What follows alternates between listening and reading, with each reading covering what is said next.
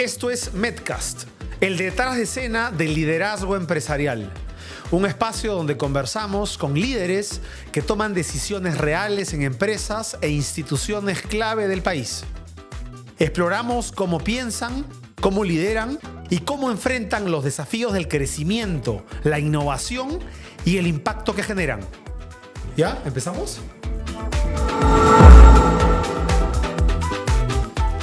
Hola a todos, bienvenidos a la tercera temporada de Medcast. Este 2026 estrenamos nueva escenografía, pero bajo la misma esencia. El día de hoy tenemos a un invitado de lujo. Él es uno de los mejores marqueteros del país, ha sido consultor de varias empresas durante muchos años en el Perú, ha sido docente universitario y ha sido presidente del CAE Ejecutivos en el 2010. Es, además, hoy en día, director de varias de las empresas líderes que cuenta nuestro país. Es, sobre todo, presidente honorario y fundador de Métrica. Arrancamos.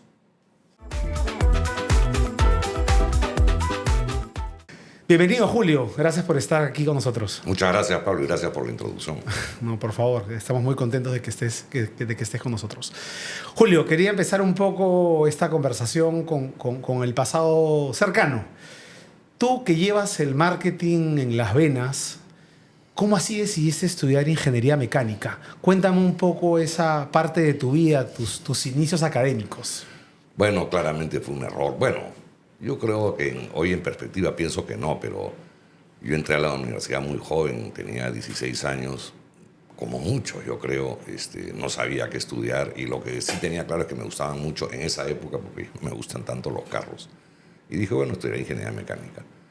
Y claro, al segundo o tercer año de carrera me di cuenta que no era lo mío, pero digamos que me ha servido para tener una formación muy cuantitativa, muy numérica, pero nunca ejercí la carrera, ¿no? Nunca la ejercí.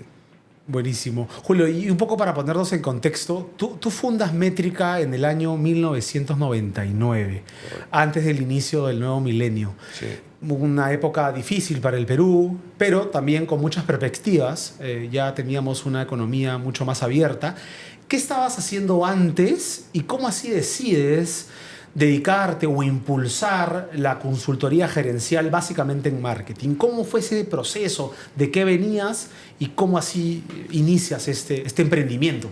Bueno, lo que pasó fue que, como te dije, yo terminé mi carrera porque la había empezado, pero digamos bastante rápido hice un MBA, hice una maestría en el IES en España y ahí me gustó mucho el tema comercial, el tema de marketing. Y saliendo del IES comencé a trabajar en empresas en el área de marketing, en la típica carrera de esas épocas, ¿no? De assistant product manager, gerente de producto, gerente de grupo, gerente de marketing. Y estuve varios años, primero en España, después en Venezuela, después me mandaron a Brasil. Y en un momento decidí que yo quería regresar al Perú, ya llevaba mucho tiempo fuera del Perú.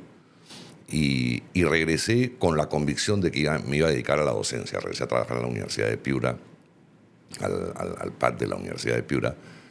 Y lo que ocurrió fue que el Perú, como dices tú, estaba explosionando en ese momento. Nuevos negocios, nuevas inversiones, venían muchas empresas y no existía la práctica de la consultoría. Entonces, como profesor de marketing en el PAD, muchos alumnos, el PAD es un programa de muy alto nivel, me decían, oye, tú podrías aconsejarme, podrías ayudarme, y comencé a hacer pequeñas consultorías y fue creciendo, hasta que llegó un momento en que la consultoría era ya 80% de mi tiempo y ahí decidí fundar Métrica.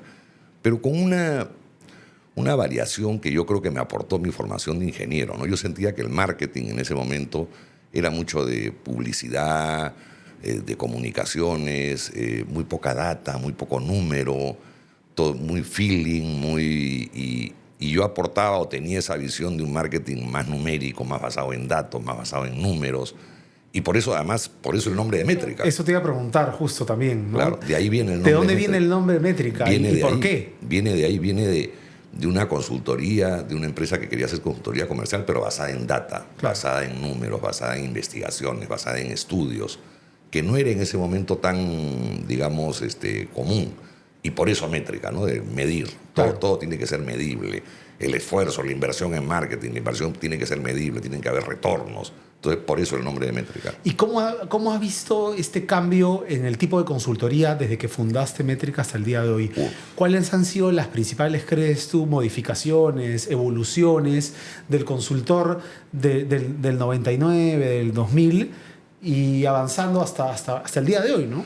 Se ha profesionalizado muchísimo, porque lo que ocurre en todos esos años, en toda esa década del 2000, es que, como te digo, el Perú viene creciendo a un ritmo increíble y comienzan a llegar, primero desde fuera, pero luego ya se comienzan a instalar las grandes consultoras, en fin, los McKinsey, los BCGs, los Bains, y las empresas del Perú también comienzan a tener un tamaño que les permite contratar y pagar ese tipo de honorarios, porque son pues consultorías muy caras. Y eso profesionaliza mucho el sector, ¿no? Hoy día yo creo que tenemos un sector de consultoría muy profesional, muchas empresas de alcance global con presencia en el Perú, tanto en el área, no solo en el área de marketing, en general, en el área de comunicaciones, como tú bien sabes, están ya casi todas las importantes presentes en el Perú. Y eso ayuda pues a que se profesionalice el sector de una manera importante, ¿no? ¿Y cómo fue tu experiencia a abrir un poco el mercado solo de consultoría en marketing, en consultoría gerencial, y esa oportunidad que se vio para abrir ya el área de comunicación corporativa, relaciones públicas, manejo de crisis? Claro, la primera parte, la verdad que fue bastante, como te digo, fue bastante, no fue planificado, como yo creo que suelen ser muchas cosas en la vida. Yo llegaba con mi intención de ser docente, me encantaba enseñar marketing, con el método del caso, y fueron, digamos, los alumnos los que comenzaron a pedir, y se comenzó a generar este negocio. Entonces, poco esfuerzo de mi parte, diría yo. Luego, la incorporación de comunicación tiene dos factores, ¿no? Una, nosotros nos damos cuenta que muchas empresas, desde nuestro lado de consultoría, más muy de data, muy numérica, como te digo, estaban haciendo las cosas bien, pero a veces la percepción de sus acciones, de lo que estaban haciendo, no era la correcta en el mercado. Y comenzamos a trabajar mucho con terceros, o sea, le decíamos al cliente, oye, esto lo estás haciendo bien, pero aquí necesitas una asesoría porque tu percepción, tu reputación corporativa, lo que piensan de ti, tu propósito. Y ahí comenzamos a trabajar, mucho con Pablo Cateriano, padre, ¿no? Como aliados, ¿no? Hasta que se dio el momento en que Pablo se pudo incorporar, que fue para nosotros pues una gran noticia, y se incorpora ese servicio como parte de los servicios globales de Métrica. Así, ese es el proceso. Bueno, y hasta el día de hoy estamos muy orgullosos y muy felices de poder contar con tu apoyo como presidente honorario. Y cuando yo voy y va mi equipo, nosotros, como tú sabes, paramos en reuniones todo el día con diferentes sectores, diferentes lugares, diferentes industrias. Y no solo te reconocen y saben de ti por la fundación de Métrica y te vinculan directamente a la marca Métrica, sino también dejaste mucha huella en la parte docente. Yo quiero entrar un poco a conversar sobre eso. Me hablan mucho de tu paso por el PAT, de tu paso por la escuela de posgrado de la UPC. Yo tuve la oportunidad de llevar el programa estratégico comercial contigo. Cuéntanos cómo fue ese proceso en donde te vinculaste también a la docencia y cómo además pudiste preparar a muchos de los hoy marqueteros líderes del sector. Cuando yo, como te dije, estaba en Brasil y dije, ya es hora de regresar a Perú, quiero regresar a Perú, llevaba 15 años fuera del Perú. Mi vínculo con el Perú, digamos, empresarial, por decirlo así, era el IESE. Yo había estudiado en el IESE la maestría, y la Universidad de Navarra, que es, digamos, la madre del IESE, tiene también aquí, bueno, no es que tenga, pero digamos, tiene una vinculación muy estrecha con la Universidad de Perú. Entonces llegué y me presenté, toqué la puerta, entré y le dije, a mí me gusta mucho el marketing, me gustaría enseñar, y comencé digamos, como a practicar con cursos con, digamos, personas más junior, y me fue gustando y gustando cada vez más. Lo que pasa es que la enseñanza en el PAT utiliza casi exclusivamente el método del caso, que es un método que se inició en Harvard para enseñar negocios, que a mí me parece apasionante. Entonces a mí me encantaba porque tenía parte de tu trabajo, era conseguir casos, ver los casos, analizar cuáles serán aplicables a la realidad del Perú, cuáles no, desarrollarlos, irlos desarrollando en clase. Y a mí la verdad, y hasta ahora, ¿no? Hasta ahora me gusta ya no lo hago en fin, por falta de tiempo, creo, pero siempre fue apasionante para mí enseñar, fue muy bueno. A mí fue una de las cosas que más me marcó, la metodología. Yo nunca había llevado ese tipo de cursos. Yo soy abogado, en fin, con otra formación. Pero quiero preguntarte más sobre esos casos emblemáticos. Yo recuerdo mucho que hablabas de los grandes casos en Estados Unidos, por ejemplo, el caso Starbucks, recuerdo el caso Kodak, me acuerdo, el caso Kodak que comentaste. Cuéntanos un poco más de esas anécdotas, de estos casos emblemáticos que le sirven tanto no solo al marquetero, sino también al mundo comercial, porque también hablaban de cifras, de números, sí, claro, y de ventas, ¿no? Cosa que para mí me costaba un poco en ese momento, pero lo comentaban de una forma que lo entendías y que se hacía muy dinámico. ¿Cómo fue eso? Es que lo que es apasionante del método del caso es, primero, son todos casos reales. Una primera aclaración que te debería hacer, yo, digamos, si hoy me pones a enseñar, a dictar conferencias, cursos, no lo podría, no lo sé hacer, yo enseño método del caso, es lo que yo aprendí, lo que me gusta, lo que me apasiona. Primero, son, como sabes, todos casos reales, o sea, los números que tuviste en los casos son reales, los personajes son reales, las entrevistas son reales. Entonces pones al directivo, al empresario, ante una situación absolutamente real. Y claro, la idea es que aprenda a tomar decisiones. Un caso es para aprender a tomar decisiones. Claro. No necesariamente decisiones correctas, a veces se toman malas decisiones y se aprenden de esas malas decisiones. Entonces a mí me apasiona, me parece que, bueno, y hasta el día de hoy creo que no hay mejor método para enseñar negocios. Sí. De repente, claro, método del caso para enseñar ingeniería, otras cosas no aplicaría, pero para enseñar negocios, empresas, dirección de empresas es ideal. 2, 3 casitos que te acuerdes así muy generales, que todo marquetero que te está escuchando ahorita debe saber, debe conocer, debe entrar ahorita a leerse un libro, una crónica respecto a eso. ¿Qué es lo primero que se te viene a la cabeza? Lo que pasa es que yo no sé si todo marquetero, porque me voy a acordar de los casos cuando yo empezaba y probablemente la mayoría de marqueteros no habían nacido todavía. Pero seguramente lo siguen comentando en sus clases. Pero hay casos emblemáticos que yo recuerdo y específicamente en lo que tú eres un experto, que es en el caso de comunicación corporativa y reputación, el caso Tylenol de Johnson & Johnson. Es un caso que además Harvard lo escribe como en 4 etapas, me parece que hay caso A. Espectacular. Porque había mucho, ¿no? Caso A, te planteaban el problema, ¿qué haces?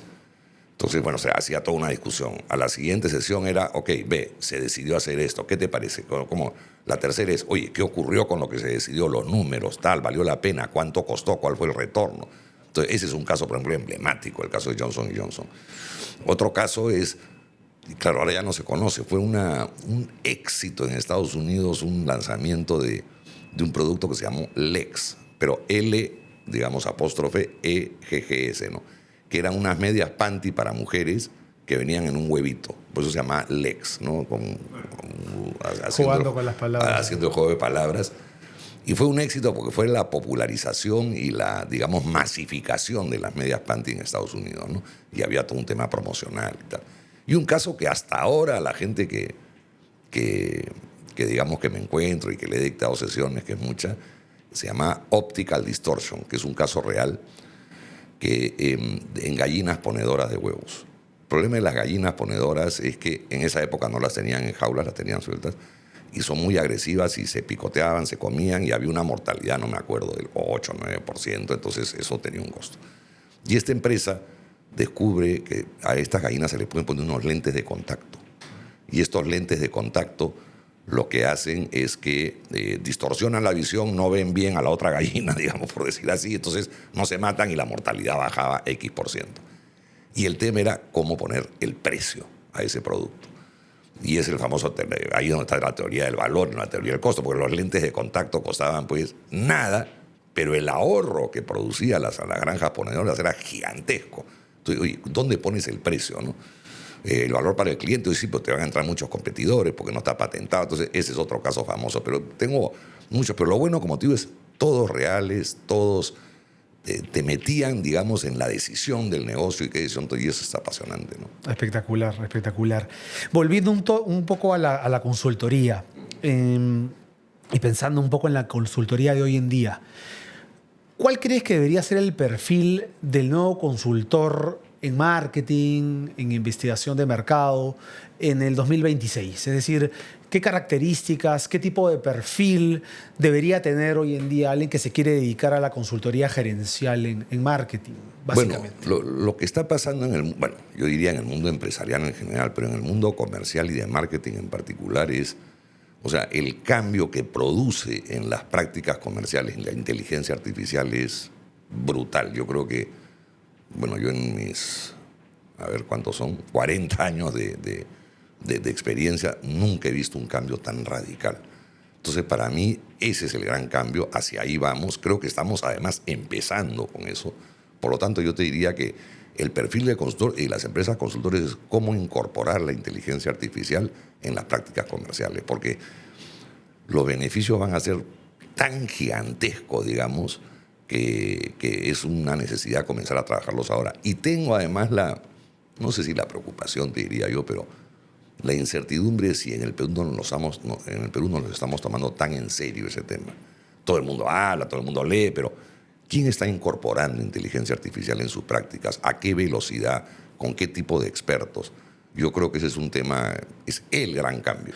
Y esta discusión que hay que se comenta no solo en el Perú, sino en el mundo, sobre este reemplazo que va a tener la inteligencia artificial sobre el ser humano, ¿hasta qué punto lo ves viable? ¿O desde qué punto, desde el lado empresarial o del negocio, debemos de tener cuidado con el uso correcto de la inteligencia artificial y sobre todo el uso responsable, ¿no?, en la toma de decisiones? La verdad que es tan potente que es cierto. En el tema del impacto sobre el trabajo, digamos, y la cantidad de gente, bueno, y en el área comercial se ve, digamos, uno de los cambios, y yo creo que además ese sí ya varias empresas en el Perú lo están ejecutando, es todo el tema de producción de contenido comercial.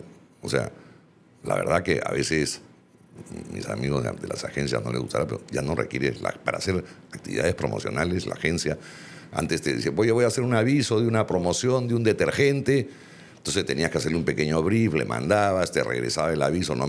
Ahora, pues, eso que antes demoraba 3 días y que tenía varias personas involucradas, lo hace una persona en 20 minutos y te sale un aviso mejor. No tienes que pagarle derechos a nadie porque son todas imágenes, digamos, no son gente real. Ese es uno. Otro caso típico, todos los chatbots, ¿no? Todo lo que está ocurriendo con el servicio al cliente, que no está totalmente todavía desarrollado. La gente todavía le molesta, quiere hablar con la persona en físico, pero cada vez es más experto, más perfecto, más... Bueno, toda la gente que estaba atrás de eso ya no está. Pero claro, por otra parte, eso son eficiencias para las empresas, porque los ahorros de costos son muy importantes. Y en el tema digamos, de cuidado con temas, si quieres, más éticos, el gran aporte que hace la inteligencia artificial al marketing, al mundo comercial, es la personalización. Porque llegas a conocer tanta data del cliente, tanta información, y esa personalización te permite ser predictivo. Tú puedes predecir que va a comprar alguien, tú puedes predecir quién va a desertar de un servicio, porque, en fin, metes toda la data, la juntas con inteligencia artificial y te comienza a decir, estos 5% de clientes están en riesgo de perderse, por tanto, comienzan a hacer acciones personalizadas, diferenciadas. Pero claro, tanta información de un cliente tiene un tema pues que digamos, limita lo que es la privacidad, ¿no? A veces asusta, ¿no? Que llegas o estás comprando no sé, en Amazon, en cualquier web, y te llega, pues, y además sales de Amazon y te empieza a llegar por otro lado y te llaman por teléfono y dices, bueno, ¿quién? Así es, parece que hay alguien que... Entonces, sí creo que tiene que haber unos límites. Entiendo que se están creando unos códigos y pero bueno, lo importante es eso viene con una fuerza inusitada y creo que hay que aprovechar esa oportunidad rápido, ¿no? Y ahí me ayuda a ir al siguiente tema, que es algo así como el primo hermano o hijo, tú me dirás, del marketing, que es la publicidad, ¿no? ¿Hacia dónde va la publicidad pagada hoy en día? Las marcas es verdad que están priorizando más la pauta digital que la pauta tradicional. Hoy en día con la inteligencia artificial tenemos mucho más poderío para la segmentación de los públicos. Meta está haciendo un trabajo prácticamente primordial en ese sentido. ¿Cómo ves la publicidad en ese sentido respecto a las marcas y la inversión? Mira, el gran tema pero no de ahora, toda la vida de la publicidad siempre fue la credibilidad. O sea, el gran reto que teníamos los marqueteros cuando se hacía publicidad tradicional no era hacer un comercial bonito, no era conseguir el posicionamiento idóneo, sino que era la que la gente te crea. ¿Por qué? Porque, bueno, la gente no es tonta, la mayoría por lo menos, y saben que la publicidad es información sesgada. La publicidad tiene pues un bias, es yo te quiero contar algo, ¿no es cierto? Y pago por ello. Y sabes que alguien ha pagado para que te... Entonces, ¿qué pasa? Hoy día, cuando yo tengo métodos alternativos de información, tienen mucho más valor. O sea, cualquier consumidor le da mucho más valor a una experiencia de un cliente contada, de un cliente real, que a una comunicación pagada de una empresa. Y a eso estamos caminando. Lo que hay, bueno, ya la publicidad tradicional, olvídate, o sea, yo creo que ya prácticamente está pues en estado terminal, digamos, pero inclusive la digital, la que es publicidad digital pagada, también yo creo que va a tener una tendencia de crecer, porque sigue teniendo el tema de la credibilidad. Entonces, ¿qué es lo que más valor tiene? Las opiniones reales de clientes, las reales, no los testimoniales grabados como hacíamos antes, ¿no es cierto? La experiencia, el compartir, comunicación real entre consumidores reales, ahí está yo creo que el futuro, ¿no? Excelente. Y un poco ya para ir cerrando y hablando del futuro y un poco de tu experiencia también como director de tantas empresas líderes, ¿cuáles crees que son los principales retos que va a enfrentar el empresario peruano de cara a los próximos meses? Tenemos año electoral complicado, pero el empresariado peruano ha demostrado su resiliencia y sus ganas de seguir invirtiendo y apostando por el Perú.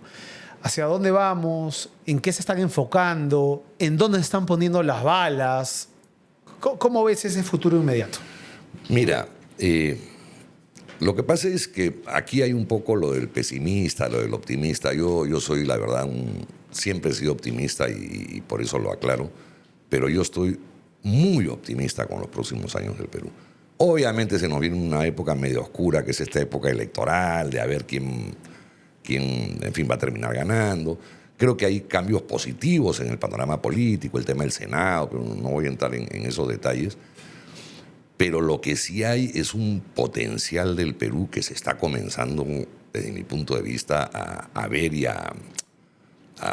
digamos... A sentir, ¿no? La gente de la clase media, además, lo ha sentido todo el mucho. tema, o sea, siempre hemos sido un país minero y tal, ya, pero es que nuestros minerales están disparados.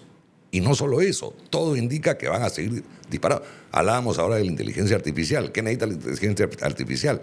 Mucha electricidad, bueno, que es además uno de los problemas, por cierto. Tal. ¿Y qué necesita eso? Mucho cobre. Somos el segundo productor de cobre del mundo, podríamos ser el primero, por cierto, ojalá lo seamos algún día. Pero todos nuestros metales están disparados en precio y van a seguir estando así.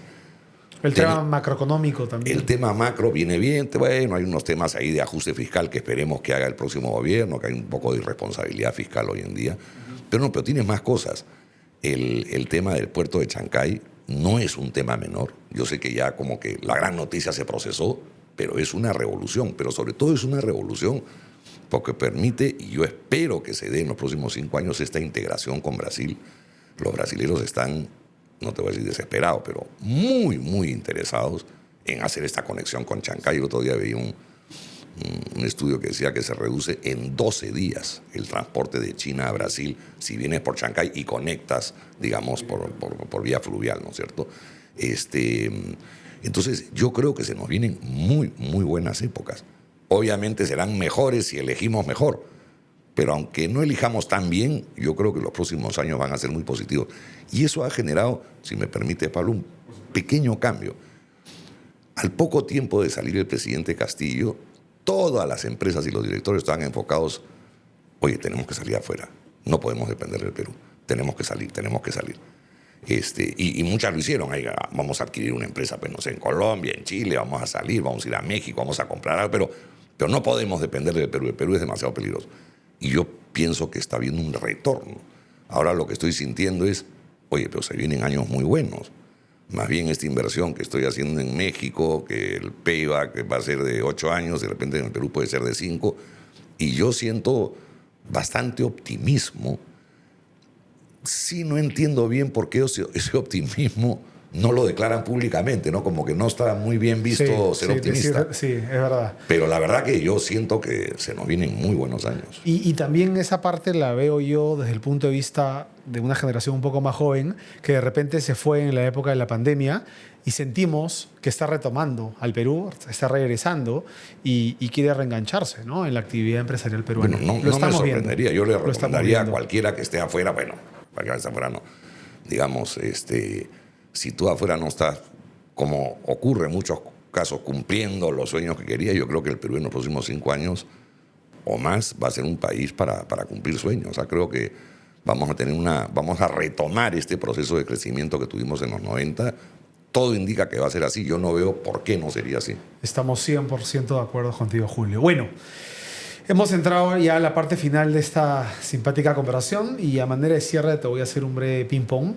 Te voy a hacer 8 preguntitas cortas y me respondes cortito. Ajá. ¿Listo? Listo. Un libro. Conversación en la catedral. ¿Tipo de música preferida? Rock en español. ¿Qué hobbies tienes? Tenía jugar tenis, que lamentablemente lo he dejado. Ahora la lectura, leer. ¿Plato favorito? Ceviche. ¿Un país? Perú. ¿Un equipo de fútbol? Tengo 2, no puedo dividirme. Porque el local, la U, Barcelona afuera. Bien. ¿Un hábito tuyo no negociable? Levantarme temprano. Bien. Y finalmente, métrica. Bueno, Métrica es mi proyecto, fue mi proyecto de vida durante muchos años y mucho orgullo. Bueno, Julio, muchas gracias por habernos acompañado esta mañana. Tenemos un detallito para ti. Muchas gracias. Para que conserves tu taza de los Mets. Muchas gracias, Pablo. Gracias por todo. Y gracias. bueno, que tengas un gran año. Igualmente. Bueno, muchas gracias a todos por acompañarnos. Nos vemos pronto en una siguiente edición de Medcast. Esto es Medcast, el detrás de escena del liderazgo empresarial. Un espacio donde conversamos con líderes que toman decisiones reales en empresas e instituciones clave del país. Exploramos cómo piensan, cómo lideran y cómo enfrentan los desafíos del crecimiento, la innovación y el impacto que generan. ¿Ya? ¿Empezamos?